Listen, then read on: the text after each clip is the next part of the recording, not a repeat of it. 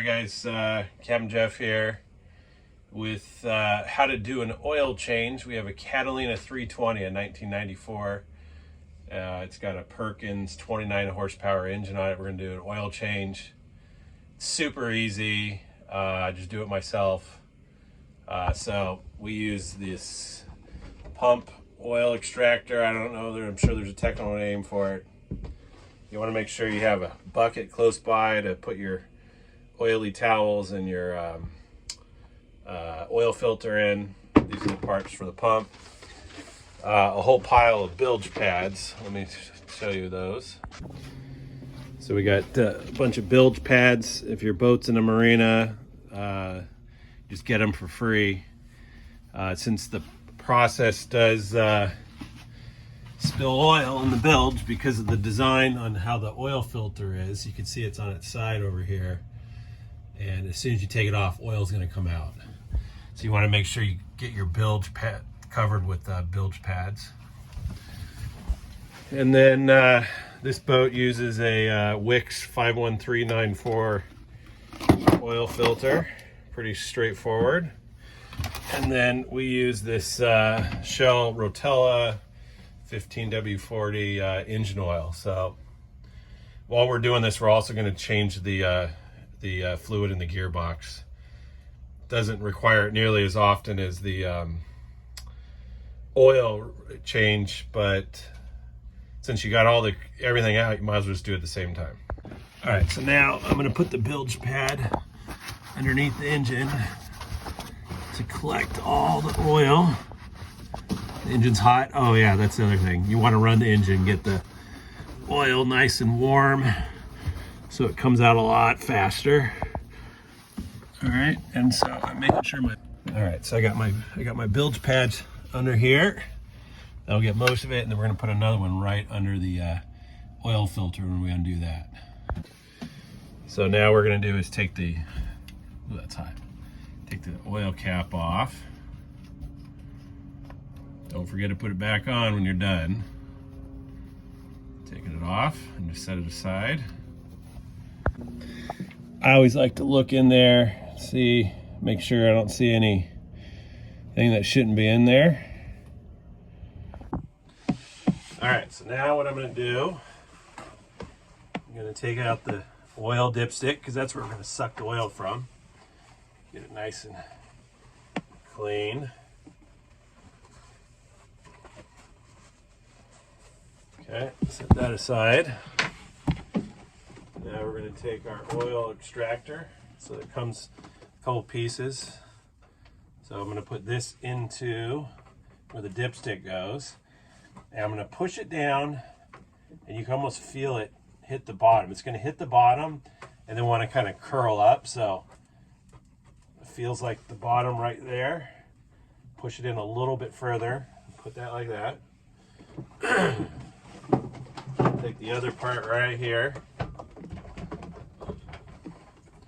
Put it into your handy dandy oil extractor. Connect those two pieces.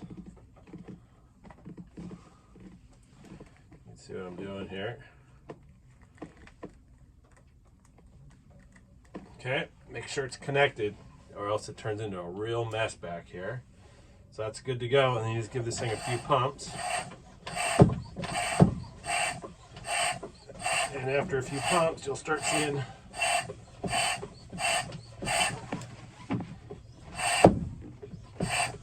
should start seeing oil come through. Okay, I don't have it in far enough. Let's try that. There you go. You can see the oil come through the tube. It's just going to create pressure, and it should just start going. And then what I do, it could take about 10 minutes for it to fully drain.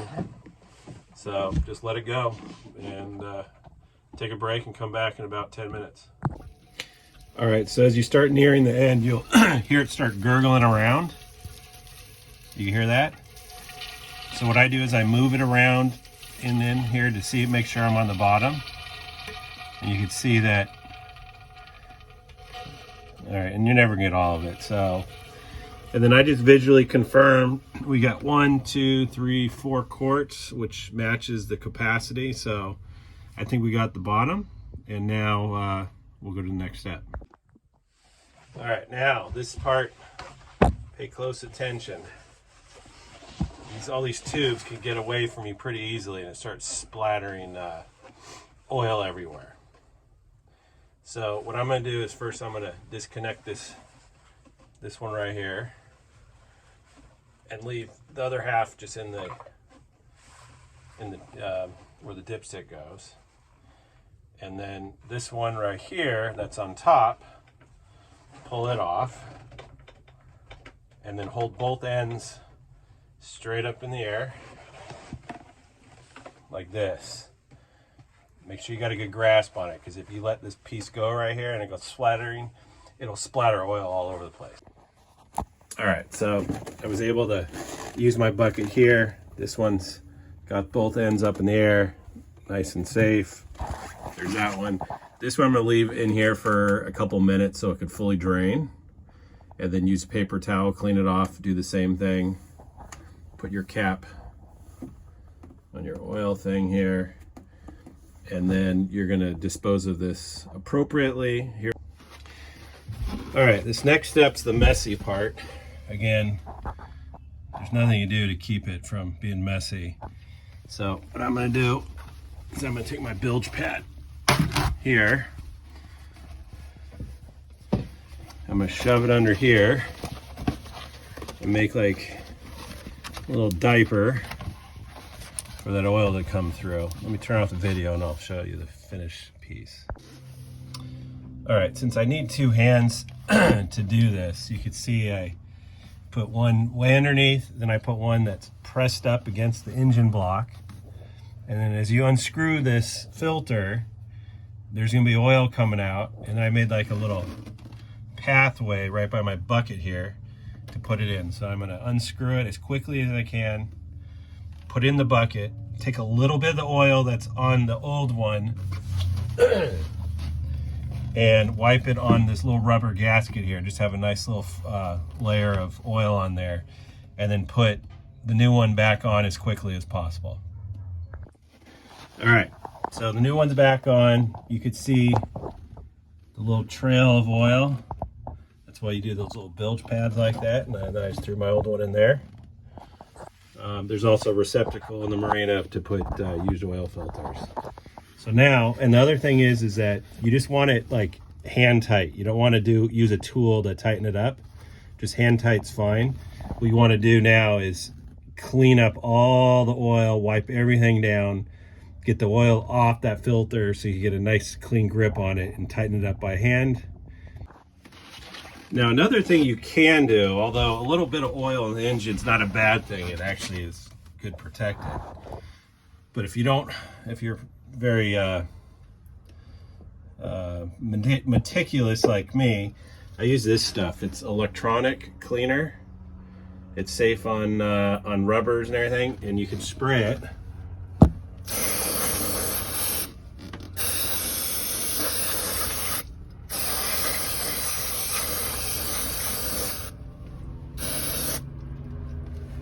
And it cleans it off real nice, and then whatever remaining oil there will kind of drip down to your bilge pad. So that's another little technique I like to use.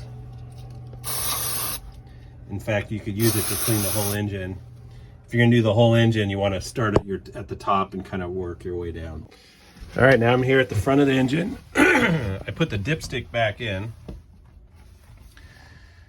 Haven't cleaned up under here yet, just in case I accidentally spill some oil filling it up. Usually I'm pretty good. I have my bucket handy. I have a bunch of paper towels handy. And so I've got about 4 quarts of oil here, and hopefully it won't need much more. I always buy 2 gallons of oil, because sometimes it takes a little bit more than one gallon. So I'm gonna do that. All right, so we're gonna start the engine here. The engine's already warm, so the glow plugs aren't gonna need to be primed for more than a couple seconds. One thing to notice though is there's the an alarm right here. When you turn the key on, that alarm will be going off. When the engine starts, it should go off, and that's either your high water alarm or low oil pressure. You can see there's high water and low oil. The low oil will beep for a minute because since we emptied it, it thinks it's empty. So it'll go for a second and then it should stop.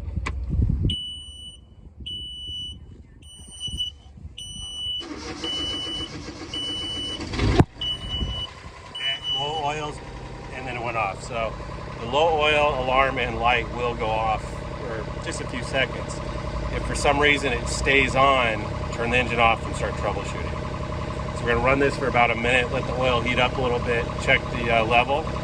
If we need to add more, then we add more. If not, you're all good. All right, so I had to put a little more in. Looking at my dipstick here, you can see the top of it, almost to the top there, about a 1/8 inch from the top, which is fine. You don't want to go past those hash marks, so it looks good. So, and then what you want to do is open up your log book. I'm pretty particular about logging everything, and we got our log book right here. Put the date, the tack hours, the cost, and what you did there. I always put part numbers when I buy something. You see I did that with the elbow. So for future reference, although over here I have part numbers as well. So log it in. We do oil changes on the boat once a year or every 100 hours, which I don't even think we use the boat 100 hours a year just because we're sailors. So transmission gear oil, which I mentioned earlier, I'll do later. I don't feel like doing it now, but usually I do it when you have everything out. You might as well do it, but I don't feel like doing it right now. Don't forget to clean out under the bilge. Take the bilge pad out that was all oily. I use paper towels, reach underneath there, clean it all out, and then I put a fresh bilge pad in. And that also gives you some indicator if there's any sort of oil leak or something like that, if you start seeing oil on it. But that's it.